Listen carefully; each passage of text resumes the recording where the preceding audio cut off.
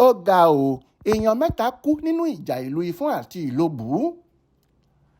Ìjọba ìpínlẹ̀ Ọ̀ṣun ti kéde kónílégbélé látàrí ìjà tuntun tó tún bẹ́ sílẹ̀ láàrin ìlú Ifọn àti Ilobu. Kónílégbélé náà gẹ́gẹ́ bí kọmíṣánná fétò ìròyìn Olúọmọ Kọ́lápọ̀ Álímì ṣe fi síta yóò máa bẹ̀rẹ̀ láti aago 6 ìrọ̀lẹ́ sí aago 6 ìdájí ní gbogbo àdúgbò náà.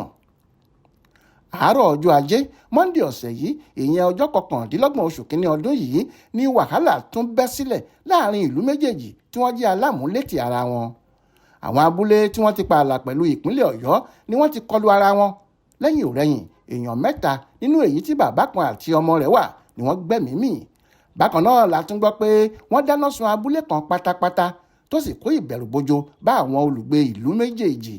Alukoro fún iléeṣẹ́ ọlọ́pàá ìpínlẹ̀ Ọ̀ṣun Yẹ́misí Ọ̀pálọ́lá sọ nínú àtẹ̀jáde kan pé àwọn ti fi páńpẹ́ òfin mú èèyàn 2 lórí wàhálà tuntun náà. Ọ̀pálọ́lá ṣàlàyé pé Mọ̀jídì Oyèwùnmí àti ẹnìkan làwọn mú pẹ̀lú nǹkan ìjà olóró àti onírúurú oògùn abẹnugọ̀ngọ̀ lọ́wọ́ wọn. Látàrí ìdí èyí ìjọba ìpínlẹ̀ Ọ̀ṣun ní òun kò ní lajú sílẹ̀ láti fààyè gba ẹnikẹ́ni láti da omi àlàáfíà ìpínlẹ̀ Ọ̀ṣun rú. Kọ́lápọ̀ Álímì sọ síwájú sí i pé ìjọba ti ṣèpàdé pẹ̀lú gbogbo àwọn ikọ̀ agbófinró nípínlẹ̀ Ọ̀ṣun wọ́n sì ti wà láàrin ìlú méjèèjì ẹnikẹ́ni tí ọwọ́ wọn bá sì ti tẹ̀ yóò fi mú kàtà òfin.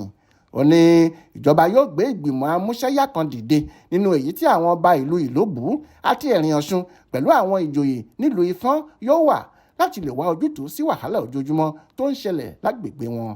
Florence Babaṣọlá ló ṣàkójọpọ̀ ìròyìn ọ̀hún fún Aláròyé online television.